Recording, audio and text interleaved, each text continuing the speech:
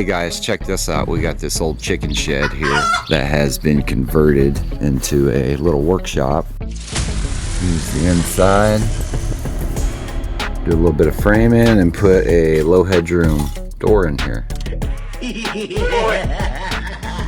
Just do it! Oh my God!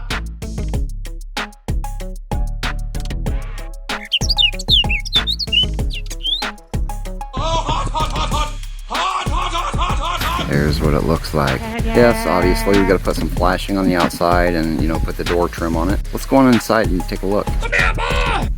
Alright, there it is. Like I said, this is like a little wood shop now. Converted chicken coop into a nice little workshop. Pretty cool.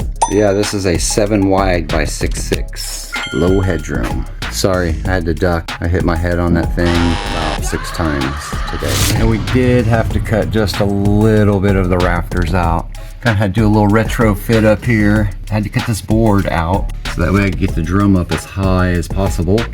Yeah, it was kind of tight. Get my hands up in there. Oh yeah. Yeah! And it cleared really good. So if you are curious, top of the door to the bottom of the torsion tube is about 3 1/4 inches. And then there's your spring bracket. Right there at the point on the spring bracket, it's about 2 inches. Check it out.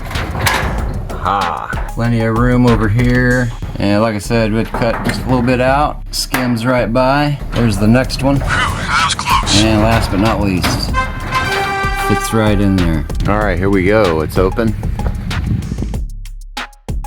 Tight, tight, tight, but it worked. So yeah, this low headroom is gonna get you a door in a nice tight spot. Yeah, as soon as the door starts to go up, that top panel kicks back pretty instantly. But yeah, I gotta come back, put the vinyl trim on it.